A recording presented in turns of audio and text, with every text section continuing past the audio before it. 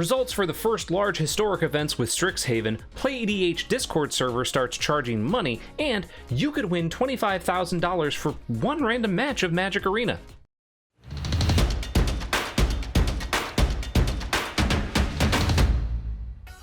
What's up, Magic players? Strixhaven launched on Magic Arena last Thursday, and I could tell because there was a nearly 1 gig update on my phone.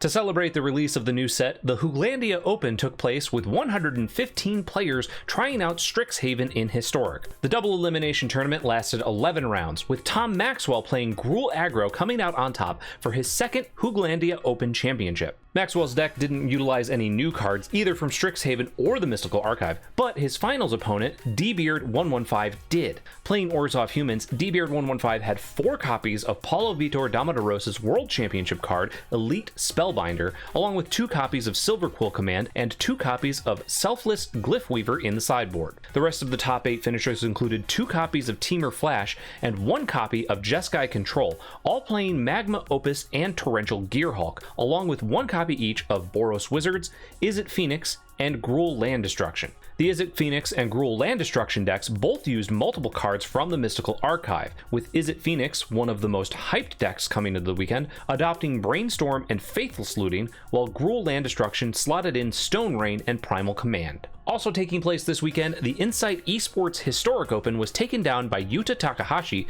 playing Dimir Rogues with Lurrus as its companion, featuring Inquisition of Kozilek, Brainstorm, and Memory Lapse from the Mystical Archive. Takahashi, a member of the Rivals League, went 10-1 in the 181-person event, only dropping a single game in the top 8, breezing through the quarterfinals and semifinals with 2-0 wins over Gruul Aggro and Jeskai Control, before defeating Francisco Sanchez on Selesnya Company in the finals 2-1. Other decks to round out the top 8 were 2 copies of Jeskai Control and lone copies of Mono-Red Goblins, Temur Flash, and Gruul Aggro. Notably, both copies of Jeskai Control, including Players Tour champion Arne Huskenbeth's version, played Magma Opus alongside Torrential Gearhulk.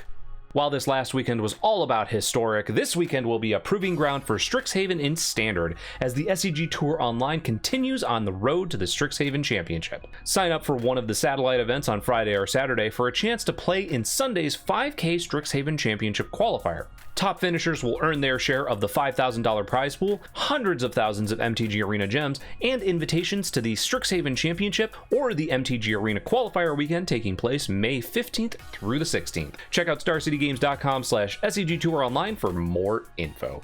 Wizards of the Coast introduced another way you can earn money through MTG Arena, and this time you don't even have to fight through a tournament. This Friday, MTG Arena is pairing up with YouTube star MrBeast for the FNM at Home event, and 2 lucky players will win $25,000 just for playing a match of Magic. Players will battle with pre-constructed decks, and from 2 p.m. to 3 p.m. Eastern, MrBeast will be playing in the event. Players need to complete their matches to be eligible, though you don't even have to win against MrBeast to win one of the prizes. Players won't know if they're playing against MrBeast at the time, so it's encouraged that players see their matches to a natural conclusion and don't concede during the event. Players that face MrBeast will receive an email to the address linked with their Arena account. The contest is limited to only a few eligible countries, so make sure to check the guidelines on Daily MTG. There's just a few more days until Strixhaven is officially released, so head over to starcitygames.com/previews to get your pre-orders in now, and make sure your sealed product, singles, and foils arrive as early as possible. So over this last weekend, the Playedh Discord server made some changes to their policies in order to help mitigate some of the costs of running the server.